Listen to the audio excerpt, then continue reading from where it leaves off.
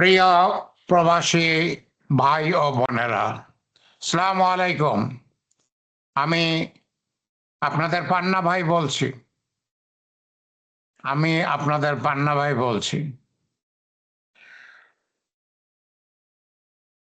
আমি আজকে রাজনৈতিক দলগুলোর বিরুদ্ধে একটু প্রতিবাদ করব, একটু কমপ্লেইন করব। কেন? নির্বাচনের মাঠ তারা ইতিমধ্যেই গরম করে ফেলেছেন। নির্বাচনের মাঠ গরম করে ফেলেছেন। এক একজন নেতা একাধিক জায়গায় প্রতিদিন বক্তৃতা দিচ্ছেন। কিন্তু আমি আপনাদের সঙ্গে কয়েকটা স্লাইড শেয়ার করি। আমি কি বলতে চাই আমার সেই স্লাইডে আমি বলবো।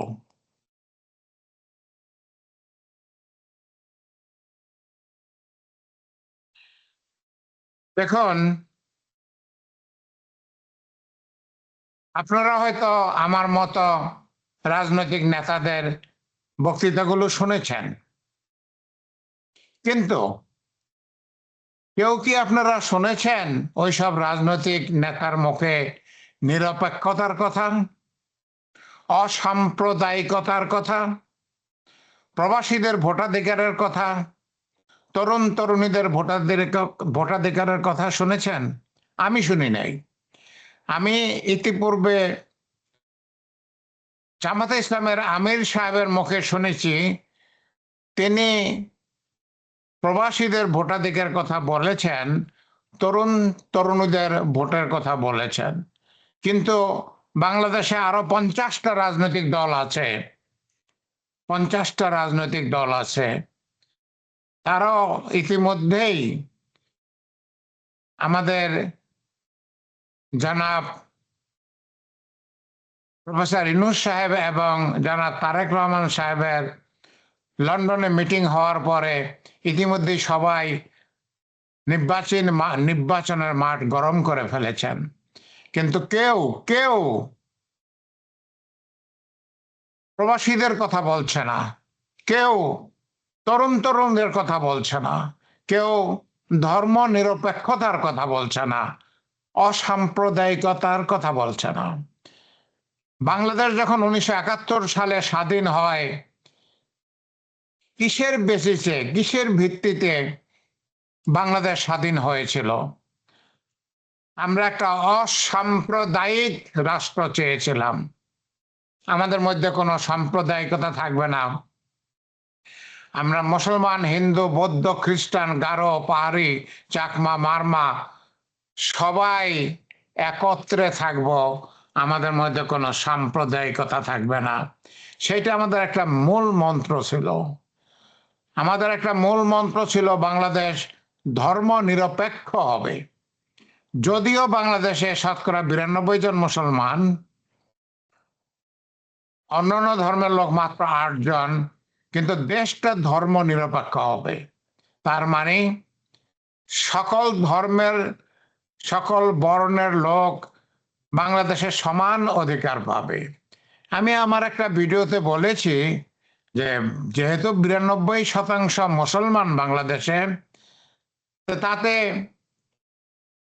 যখন সরকার 100 টাকা খরচ করবেন ধর্মীয় খাতে, তখন 92 টাকা মুসলমানের খাতে যাবে, বাকি 8 টাকা অন্যান্য ধর্মের খাতে যাবে। সেটা জনসংখ্যা অনুপাতে সমানুপাতিক হারে ব্যয় হবে। কিন্তু অধিকারের ব্যাপারে আমরা ধর্ম নিরপেক্ষ। মুসলমান, হিন্দু, বৌদ্ধ, খ্রিস্টান সবাই আমরা একে অপরকে সম্মান করব। আমরা ধর্ম নিরপেক্ষ। আর আপনারা জানেন, ভারত যে আমাদের বিরোধিতা করে, তার একটাই কারণ, তারা মনে করে বাংলাদেশ একটা ধর্ম অন্ধ দেশ, একটা ধর্মান্ধ দেশ, একটা মৌলবাদী দেশ, এটা তারা মনে করে। আমরা কিছুতেই মৌলবাদী হতে চাই না, ধর্মান্ধ হতে চাই না। আর আমরা আমাদের নেতাদেরকে ধর্মান্ধ হতে দেব না, মৌলবাদী হতে দেব না। আমরা বাংলাদেশে কখনোই তালেবানি রাষ্ট্র হতে দেব না, কারণ তালেবানি রাষ্ট্রে মহিলাদের কোনো অধিকার থাকে না।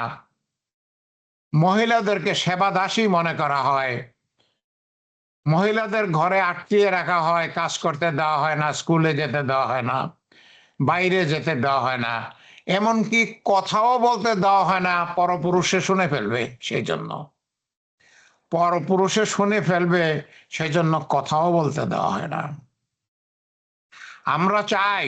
আমরা চাই সমস্ত রাজনৈতিক দল, বিশেষভাবে ইসলামী রাজনৈতিক দলগুলো আমাদের কাছে পরিষ্কারভাবে ওয়াদা করবে, তারা যদি দেশের শাসন ক্ষমতায় যায় তাহলে তারা বাংলাদেশকে মৌলবাদী দেশ করবে না, তালেবানি দেশ করবে না, এই দেশ ধর্মনিরপেক্ষ দেশ থাকবে।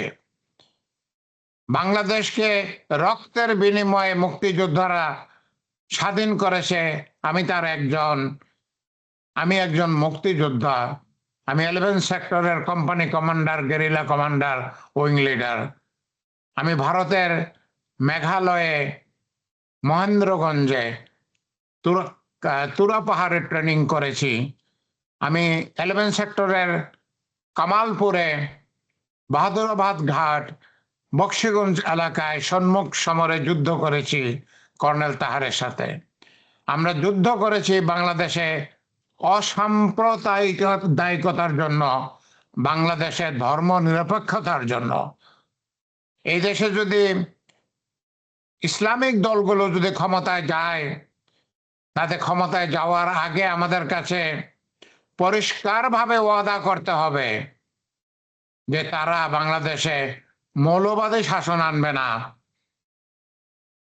তারা তালেবানি টাইপের শাসন আনবে না। আমরা বাংলাদেশকে সর্বদাই ধর্মনিরপেক্ষ দেশ দেখতে চাই, ধর্মনিরপেক্ষ দেশ দেখতে চাই। আমাদের যেন তারা তখন আরেকটা মুক্তিযুদ্ধ করতে বাধ্য না করে। যাই হোক, আমি কারো মুখে, কোনো নেতার মুখেই, সেটা ইসলামিক দলই হোক আর অন্য দলই হোক, কারো মুখেই ধর্ম নিরপেক্ষতার কথা শুনছি না। আমি কারো মুখেই অসাম্প্রদায়িকতার কথা শুনছি না। আমি কারো মুখেই শুনতেছি না প্রবাসীদের ভোটের অধিকার দিতে হবে। আমি কারো মুখেই শুনতেছি না তরুণ তরুণীদের ভোটের অধিকার দিতে হবে।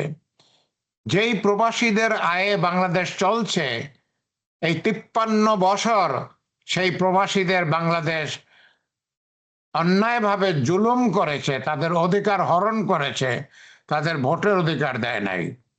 তাদের টাকায় খায় পরে, বাবুগিরি করে, ফুটানি করে, কিন্তু সেই প্রবাসীদের ভোটের অধিকার দেয় নাই। এবার আমরা মুক্তিযোদ্ধারা, প্রবাসীরা, আমি নিজে একজন প্রবাসী, আমি 35 বছর যাবত আমেরিকায় থাকি, আপনাদের মতোই আমি একজন প্রবাসী। এবার আমরা প্রবাসীরা, ছাত্র শ্রমিক জনতা, 2024 সালে ছাত্র শ্রমিক জনতা এবং মুক্তিযোদ্ধারা বাংলাদেশে প্রবাসীদের ভোটের অধিকার সুপ্রতিষ্ঠিত করব ইনশাআল্লাহ, সুপ্রতিষ্ঠিত করব ইনশাআল্লাহ। আমরা তরুণ তরুণীদের যারা 2024 সালে শহীদ হলেন, 50,000 আহত হয়েছেন, সেই তরুণ তরুণীরা যারা 18 বছর বয়স হবে ইলেকশনের দিনে, তাদের ভোটের অধিকার নিশ্চিন্ত করতে হবে। এটা বাংলাদেশ সরকারের করতে হবে। ইতিপূর্বে ইলেকশন কমিশন বলেছে প্রবাসীরা কিভাবে ভোট দিবে। আমি গতকালকার ভিডিওতে এ নিয়ে একটু উত্তেজিত হয়ে কথা বলেছি, কিন্তু আমি উত্তেজিত হতে চাই না। আমি মিষ্টি ভাষায় ইলেকশন কমিশনকে বলতে চাই, আপনাদের দায়িত্ব প্রবাসীরা কিভাবে ভোট দিবে সেটা খুঁজে বের করবেন।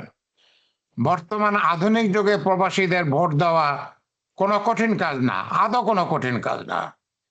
আপনাদের হাতে যদি সেই প্রযুক্তি না থাকে, আপনারা সেই প্রযুক্তি আহরণ করেন, সেই প্রযুক্তি সংগ্রহ করেন, সেই প্রযুক্তি ব্যবহার করেন এবং প্রবাসীদের ভোটের ব্যবস্থা করেন।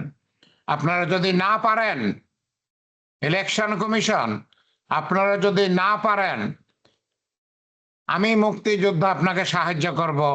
আমার আমেরিকায় একটা আইটির কোম্পানি আছে, আমি মেরিল্যান্ড গভর্নমেন্টে ইলেকশন কমিশনে কাজ করেছি। আমার ইলেকশন কমিশনে কাজ করার হাতে কলমে অভিজ্ঞতা আছে। আমার কোম্পানিতে অনেক টেলিকমিউনিকেশন ইঞ্জিনিয়ার, সফটওয়্যার ইঞ্জিনিয়ার আছেন, যারা আপনাদের এই প্রবাসীদের ভোটের ব্যবস্থা অল্প সময়ের মধ্যে করে দিতে পারবেন। আপনাদের নিজেদের হাতে যদি সক্ষমতা না থাকে, আপনারা যদি জোগাড় করতে অসমর্থ হন, তাহলে আমার সঙ্গে যোগাযোগ করবেন। আমি আমার ফোন নাম্বার এবং ইমেল অ্যাড্রেস দিলাম আমার এই স্লাইডে। এখানে আমার যে ফোন নাম্বার আছে সেটা আমার হোয়াটসঅ্যাপ নাম্বারও। আমার সাথে হোয়াটসঅ্যাপে যোগাযোগ করতে পারেন, আমাকে ইমেল পাঠাতে পারেন, আমি আপনাদেরকে সাহায্য করব। আমি ইলেকশন কমিশনে কাজ করেছি মেরিল্যান্ডে, আমেরিকার মেরিল্যান্ডে। আমার ইলেকশন সম্বন্ধে আমার হাতে কলমে অভিজ্ঞতা আছে। আমি বাংলাদেশের একজন বিসিএস অফিসার ছিলাম, অর্থাৎ আমি নতুন কিছু না। বাংলাদেশে আমি অলরেডি বিসিএস অফিসার হিসাবে বহু বছর চাকরি করেছি। আমি বাংলাদেশে একটা কলেজের প্রফেসর ছিলাম, ডিপার্টমেন্টের হেড ছিলাম, আমি কলেরা হাসপাতালে চাকরি করেছি। যাই হোক, 40 বছর তো আমি বাংলাদেশে ছিলাম, বাংলাদেশকে আমি চিনি, বাংলাদেশও আমাকে চিনে। অতএব আপনাদের হাতে যদি প্রযুক্তি না থাকে, আমার সঙ্গে যোগাযোগ করবেন, আমি আপনাদেরকে সেই ব্যবস্থা করে দেব। প্রবাসী ভাই ও বোনেরা, আপনারা কঠিন থাকবেন, শক্ত থাকবেন। যদি দেখেন বাংলাদেশ সরকার আপনাদের ভোটের অধিকার দিচ্ছে না, গত 53 বছর বাংলাদেশের সরকার আপনাদের ভোটের অধিকার দেয় নাই, আপনাদের অধিকার থেকে তারা বঞ্চিত করেছে, এবারও যদি ভোটের অধিকার তারা না দেয়, তাহলে আপনারা ঠিক ব্যবস্থা নেবেন। যেই ব্যবস্থা নিলে বাংলাদেশ সরকার কাইট হয়ে পড়ে যাবে। আপনারা হচ্ছেন বাংলাদেশের অর্থনৈতিক মেরুদণ্ড। মেরুদণ্ড না থাকলে কোনো মানুষ সোজা দাঁড়ায় থাকতে পারে না, কিছু করতে পারে না, বিছানা তার সম্বল। আপনারা যদি না থাকেন, আপনাদের টাকা দিয়ে বাংলাদেশ চলে, আপনাদের অর্থ দিয়ে উপার্জন দিয়ে বাংলাদেশ চলে। আপনাদের যদি ভোটাধিকার না দেওয়া হয়, আপনারা ঠিক ব্যবস্থা নেবেন। বাংলাদেশকে এবং বাংলাদেশের সরকারকে, ইলেকশন কমিশনকে সোয়াইয়া দিবেন। আপনাদের টাকায় তারা খায়, পরে গাড়ি হাঁকায়, পিয়ন রাখে, কয়েকটা সেক্রেটারি রাখে, আর আপনাদেরকে ভোটের অধিকার না দিয়ে তারা ইলেকশন করবে? আপনাদের ভোটের অধিকার না দিয়েই তারা ইলেকশন করবে? ইলেকশনটা তাকে ছুটাইয়া দিবেন, তাদের ইলেকশন করাটা ছুটাইয়া দিবেন। ওকে? বাংলাদেশের তরুণ তরুণী আপনারা জীবন দিয়ে আহত হয়ে বাংলাদেশের দ্বিতীয় স্বাধীনতা এনে দিয়েছেন। আপনাদের যদি 18 বছর বয়স হয়ে থাকে, বাংলাদেশ সরকার অবশ্যই আপনাদেরকে ভোটার অধিকার দিতে হবে। যদি তারা না দেয়, প্রয়োজনে আপনারা যেই ব্যবস্থা নেওয়া দরকার সেই ব্যবস্থা নেবেন। বাংলাদেশ সরকারকে, ইলেকশন কমিশনকে বাধ্য করবেন যেন আপনাদেরকে ভোটের অধিকার দেয়। এর মধ্যে কোনো রকমের দুর্বলতা নাই। কোন রকমের দুর্বলতা করা যাবে না, দেখানো যাবে না। এটা আপনাদের অধিকার। আপনার যদি 18 বছর বয়স হয়ে থাকে, ভোট দেওয়া আপনার অধিকার। বাংলাদেশের সরকারের, ইলেকশন কমিশনের কোনো অধিকার নাই আপনাদেরকে ভোট থেকে দূরে রাখবে। ওকে? আপনারা বোঝেন কি করতে হবে। যদি সম্ভব হয় ভাই বোনেরা, যদি সম্ভব হয়, আমার প্রবাসী চ্যানেলটা আপনারা সাবস্ক্রাইব করবেন, আপনারা শেয়ার করবেন, আপনারা লাইক দিবেন, যাতে অন্যান্য ভাই বোনেরাও আমার এই চ্যানেলটা দেখতে পারে, যাতে এটা সবার মাঝে ছড়াইয়া পড়ে। আমি গতকালের ভিডিওতে আপনাদের বলেছি, আমাদের এক কাট্টা হতে হবে। আমরা 1.5 কোটি প্রবাসী, 1.5 কোটি, আমরা 1.5 কোটি প্রবাসী, আমাদের একসাথে হতে হবে, আমাদের শক্তি সঞ্চয় করতে হবে, আমাদের দাবি আদায় করে নিতে হবে, আদায় করে নিতে হবে। আদায় না করলে বাংলাদেশে কোনো দাবি আদায় হয় না, আদায় করে নিতে হবে। ওকে, আমাদের দাবি আদায় করে নিতে হবে, এছাড়া কোনো গত্যন্তর নাই, এছাড়া কোনো গত্যন্তর নাই। আমাদের দাবি আদায় করে নিতে হবে। আদায় করে নেওয়ার জন্য যা করা দরকার আপনারা সবাই সেটাই করবেন। আমার ভিডিও দেখার জন্য আপনাদেরকে অনেক অনেক ধন্যবাদ। যদি কোনো প্রশ্ন থাকে আমাকে প্রশ্ন করবেন। আমি আপনাদের পান্না ভাই, মুক্তিযোদ্ধা প্রফেসর ডক্টর ইমারত হোসেন পান্না। আমি 18 বছর যাবত আমেরিকা থেকে 1990 সালে এসেছি। আমার তখন বয়স 40 ছিল। আমি আমেরিকায় এসে বাংলাদেশ থেকে মাস্টার্স করে এসেছিলাম। আমেরিকা এসে নতুন করে বিএস, এমএস, পিএইচডি করেছি। আমি আমেরিকার একটা ইউনিভার্সিটির প্রফেসর। আমি আমেরিকা একটা আইটি কোম্পানির মালিক। আমি আপনাদের সাহায্য করব, আমি আপনাদের জন্য লড়াই করব, আমি আপনাদের জন্য লড়াই করব। আমি পরিষ্কারভাবে গতকাল বলেছি যে এই লড়াই করতে যদি কোনো খরচ হয় আমি নিজেই সেটা দিতে পারবো, আপনাদের তাতে 1 পয়সা দিতে হবে না। আমি আপনাদের কাছে 1 পয়সা চাবো না, শুধু আমি আপনাদের সমর্থন চাই, যাতে আপনাদের সবার সমর্থন নিয়ে আপনাদের এই দাবি, আপনাদের এই প্রাণের দাবি আমি এবং আমরা আদায় করতে পারি। আল্লাহ আমাদের সহায় থাকুন। আল্লাহ যদি সহায় না থাকেন তাহলে তো কিছুই হবে না। আল্লাহ আমাদের সহায় থাকুন। প্রবাসী ভাই ও বোনেরা, আসুন আমরা একত্র হই, একত্রিত থাকি, আমরা শক্তি সঞ্চয় করি, আমরা আমাদের দাবি আদায় করে নেই। আমাদের তো এটা ন্যায্য দাবি, আমাদের তো অন্যায্য দাবি না। আমরা তো সরকারের উপরে কোনো অন্যায় চাপের সৃষ্টি করতেছি না। আমরা তো ইলেকশন কমিশনের উপরে কোনো অন্যায় চাপের সৃষ্টি করতেছি না। আমরা বাংলাদেশ সরকারের কাছে তো 1 পয়সা চাই না, আমরা তো দিচ্ছি, আপনারা দিচ্ছেন, আমি দিচ্ছি। 35 বছর যাবত আমেরিকায় থাকি, প্রত্যেক বছর আমি রেমিটেন্স পাঠাই, আপনারা প্রত্যেক মাসে রেমিটেন্স পাঠান। আমরা তো বাংলাদেশ সরকারের কাছে কিছু চাচ্ছি না। আমাদের ভোটের অধিকার তারা কেন দেবে না? আমাদের ভোটের অধিকার তারা কেন দেবে না? আমি যদি 35 বছর যাবত রেমিটেন্স দিতে পারি, আমি একজন মুক্তিযোদ্ধা, তারা আমার সব অধিকার কেড়ে নিয়েছে, তারা আমার সব অধিকার কেড়ে নিয়েছে। আমি বাংলাদেশে কিচ্ছু করতে পারবো না, আমি যেন বাংলাদেশের কেউ না, আমি যেন বাংলাদেশের কেউ না। মুক্তিযুদ্ধ পান্না যদি বাংলাদেশের কেউ না হয়, আপনারা কারা? আপনারা কারা? আপনারা বাংলাদেশে যারা আছেন আপনারা কারা? মুক্তিযোদ্ধা পান্না যদি বাংলাদেশের কেউ না হয় আপনারা কারা? আমি বিদেশ থেকে রেমিটেন্স পাঠাই আর আপনারা বাংলাদেশ থেকে সমস্ত অর্থ পাচার করে বিদেশে পাঠিয়ে দেন। সেই তো আপনারা, আপনারা তো সেই। আপনারা বাংলাদেশ থেকে বাংলাদেশের সমস্ত সম্পত্তি বিদেশে পাচার করে দেন। আমি আর 1.5 কোটি প্রবাসী আমরা বিদেশ থেকে আমাদের কষ্টের অর্জন বাংলাদেশে পাঠাই, কারণ বাংলাদেশে আমাদের বাবা মা আছেন, আমাদের ভাই বোন আছেন, আমাদের আত্মীয় স্বজন আছেন, তারা আমাদের কাছে কিছু আশা করেন। আমরা প্রবাসীরা বাংলাদেশকে প্রতিদিন সাহায্য করতেছি, আর বাংলাদেশ আমাদেরকে ভুলে বসে আছে। কি মজা! হ্যাঁ, কি মজা! আমাদের টাকা ওরা খায়, আমাদের টাকা দিয়ে বিদেশ থেকে চাল ডাল আমদানি করে, আমাদের টাকা ওরা খায়, আর আমাদের ভোটের অধিকার দেয় না। কি মজা! সেটা হবে না। এনাফ ইজ এনাফ, অনেক অনেক হয়ে গেছে, যথেষ্ট হয়ে গেছে, আর হবে না, আমরা হতে দেব না। আমাদের ভোটের অধিকার চাই, আমরা ভোটের অধিকার চাই। ভোটের ব্যবস্থা যদি না করে আমরা ইলেকশন হতে দেব না, আমরা ইলেকশন হতে দেব না। প্রবাসী ভাই ও বোনেরা, আমরা ইলেকশন হতে দেব না যদি আমাদের ভোটের ব্যবস্থা সরকার না করে, ইলেকশন কমিশন না করে। আল্লাহ আমাদের সহায় থাকুন। আল্লাহ সহায় না থাকলে তো কিছুই হবে না। আমার জন্য দোয়া করবেন, আমি আপনাদের জন্য দোয়া করি। আমিন, আমিন।